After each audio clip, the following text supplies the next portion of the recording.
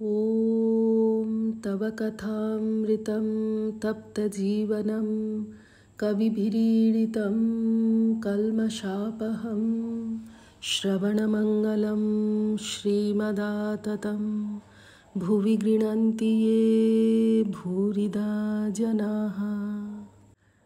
ঠাকুর শ্রী রামকৃষ্ণ দক্ষিণেশ্বর মন্দিরে ভক্ত সঙ্গে 1885 পয়লা সেপ্টেম্বর। কাটোয়ার বৈষ্ণব তর্ক করিতেছিলেন। ঠাকুর তাহাকে বলিতেছেন, তুমি কলকলানি ছাড়ো, ঘি কাঁচা থাকলেই কলকল করে। একবার তাঁর আনন্দ পেলে বিচার বুদ্ধি পালিয়ে যায়। মধুপানের আনন্দ পেলে আর ভনভনানি থাকে না। বই পড়ে কতকগুলো কথা বলতে পারলে কি হবে? পণ্ডিতেরা কত শ্লোক বলে, শীর্ণা গোকুল মণ্ডলী, এইসব। সিদ্ধি সিদ্ধি মুখে বললে কি হবে? কুলকুচো করলেও কিছু হবে না। পেটে ঢুকুতে হবে, তবে নেশা হবে। ঈশ্বরকে নির্জনে গোপনে ব্যাকুল হয়ে না ডাকলে এসব কথা ধারণা হয় না। ডাক্তার রাখাল ঠাকুরকে দেখিতে আসিয়াছেন। তিনি ব্যস্ত হইয়া বলিতেছেন, এসো গো বসো। বৈষ্ণবের সহিত কথা চলিতে লাগিল। শ্রীরামকৃষ্ণ, মানুষ আর মানহুঁস, যার চৈতন্য হয়েছে সেই মানহুঁস। চৈতন্য না হলে বৃথা মানুষ জন্ম। আমাদের দেশে পেট মোটা গোঁফওয়ালা অনেক লোক আছে, তবু 10 ক্রোশ দূর থেকে ভালো লোককে পালকি করে আনে কেন? ধার্মিক সত্যবাদী দেখে। তারা বিবাদ মিটাবে। শুধু যারা পণ্ডিত তাদের আনে না। সত্য কথা কলির তপস্যা। সত্য কথা অধীনতা, পরস্ত্রী মাতৃ সমান। ঠাকুর বালকের মতো ডাক্তারকে বলিতেছেন, বাবু আমার এটা ভালো করে দাও। ডাক্তার, আমি ভালো করব? শ্রীরামকৃষ্ণ সহাস্যে, ডাক্তার নারায়ণ, আমি সব মানি। যদি বলো সব নারায়ণ, তবে চুপ করে থাকলেই হয়। তা আমি মাহুত নারায়ণও মানি। শুদ্ধ মন আর শুদ্ধ আত্মা একই। শুদ্ধ মনে যা উঠে সে তাঁরই কথা। তিনিই মাহুত নারায়ণ। তাঁর কথা শুনব না কেন? তিনিই কর্তা। আমি যতক্ষণ রেখেছেন তাঁর আদেশ শুনে কাজ করব। ঠাকুরের গলার অসুখ, এইবার ডাক্তার দেখিবেন। ঠাকুর বলিতেছেন, মহেন্দ্র সরকার জিভ টিপেছিল যেমন গরুর জিভকে টিপে।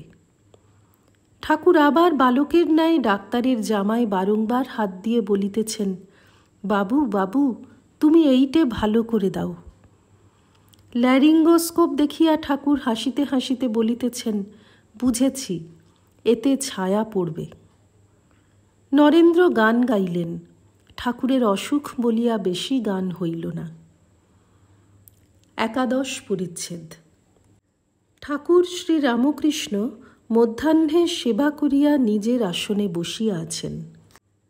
ডাক্তার ভগবান রুদ্র ও মাস্টারের সহিত কথা কহিতেছেন। ঘরে রাখাল লাটু প্রভৃতি ভক্তেরাও আছেন। আজ বুধবার, নন্দোৎসব, 18 ভাদ্র, শ্রাবণ অষ্টমী নবমী তিথি, 2রা সেপ্টেম্বর 1885 খ্রিস্টাব্দ।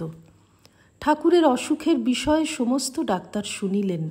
ঠাকুর নিচে মেঝেতে আসিয়া ডাক্তারের কাছে বসিয়াছেন। শ্রীরামকৃষ্ণ, দেখো গা, ঔষধ সহ্য হয় না, ধাত আলাদা। আচ্ছা, এটা তোমার কি মনে হয়? টাকা ছুঁলে হাত এঁকে বেঁকে যায়, নিঃশ্বাস বন্ধ হয়ে যায়।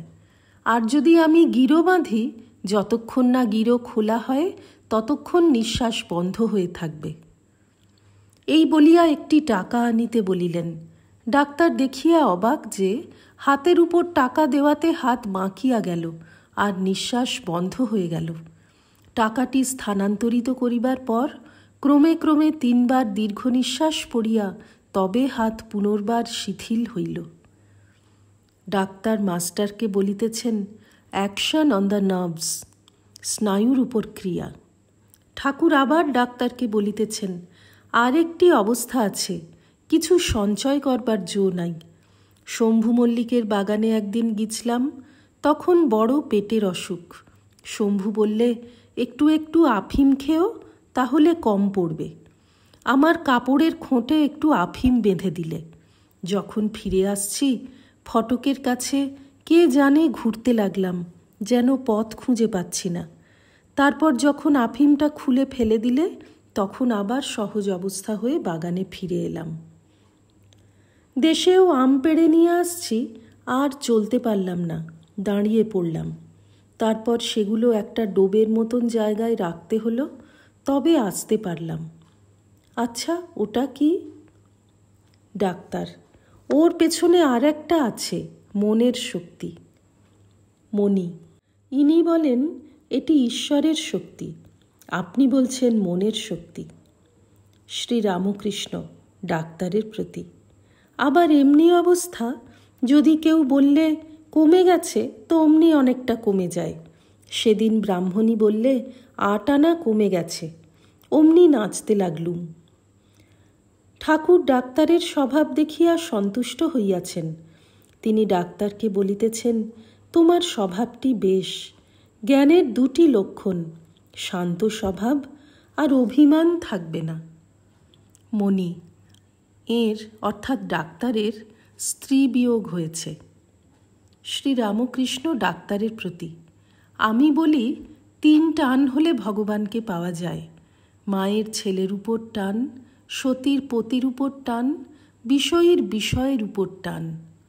যা হোক, আমার বাবু এটা ভালো করো। ডাক্তার এইবার অসুখের স্থানটি দেখিবেন। গোল বারান্দায় একখানি কেদারাতে ঠাকুর বসিলেন। ঠাকুর প্রথমে ডাক্তার সরকারের কথা বলিতেছেন, শালা যেন গরুর জিভ টিপলে। ভগবান, তিনি বোধহয় ইচ্ছা করে ওরূপ করেন নাই। শ্রীরামকৃষ্ণ, না তা নয়, খুব ভালো করে দেখবে বলে টিপেছিল। দ্বাদশ পরিচ্ছেদ। শ্রীরামকৃষ্ণ দক্ষিণেশ্বর মন্দিরে ভক্ত সঙ্গে নিজের ঘরে বসিয়া আছেন। রবিবার 20 সেপ্টেম্বর 1885 খ্রিস্টাব্দ, 5ই আশ্বিন, শুক্লা একাদশী। নবগোপাল, হিন্দু স্কুলের শিক্ষক হরলাল, রাখাল লাটু প্রভৃতি, কীর্তনিয়া গোস্বামী অনেকেই উপস্থিত। বহুবাজারের রাখাল ডাক্তারকে সঙ্গে করিয়া মাস্টার আসিয়া উপস্থিত। ডাক্তারকে ঠাকুরের অসুখ দেখাইবেন। ডাক্তারটি ঠাকুরের গলায় কি অসুখ হইয়াছে দেখিতেছেন। তিনি দোহারা লোক, আঙুলগুলি মোটা মোটা। শ্রীরামকৃষ্ণ সহাস্যে ডাক্তারের প্রতি, যারা এমন এমন করে, অর্থাৎ কুস্তি করে, তাদের মতো তোমার আঙুল। মহেন্দ্র সরকার দেখেছিল, কিন্তু জিভ এমন জোরে চেপেছিল যে ভারী যন্ত্রণা হয়েছিল, যেমন গরুর জিভ চেপে ধরেছে। রাখাল ডাক্তার, আজ্ঞা, আমি দেখছি, আপনার কিছু লাগবে না। ডাক্তার ব্যবস্থা করার পর শ্রীরামকৃষ্ণ আবার কথা কহিতেছেন। শ্রীরামকৃষ্ণ ভক্তদের প্রতি, আচ্ছা, লোকে বলে ইনি যদি এত, অর্থাৎ এত সাধু, তবে রোগ হয় কেন? তারক, ভগবান দাস বাবাজি অনেক দিন রোগে শয্যাগত হয়েছিলেন। শ্রীরামকৃষ্ণ, মধু ডাক্তার 60 বছর বয়সে রাঁড়ের জন্য তার বাসায় ভাত নিয়ে যাবে, এদিকে নিজের কোনো রোগ নাই। গোস্বামী, আজ্ঞা, আপনার যে অসুখ সে পরের জন্য। যারা আপনার কাছে আসে তাদের অপরাধ আপনার নিতে হয়, সেই সকল অপরাধ পাপ লওয়াতে আপনার অসুখ হয়। একজন ভক্ত, আপনি যদি মাকে বলেন, মা এই রোগটা সারিয়ে দাও, তাহলে শীঘ্র সেরে যায়। শ্রীরামকৃষ্ণ, রোগ সারাবার কথা বলতে পারি না, আবার ইদানিং সেব্য সেবক ভাব কম পড়ে যাচ্ছে। একবার বলি, মা তরবারির খাপটা একটু মেরামত করে দাও, কিন্তু ওরূপ প্রার্থনা কম পড়ে যাচ্ছে। আজকাল আমিটা খুঁজে পাচ্ছি না।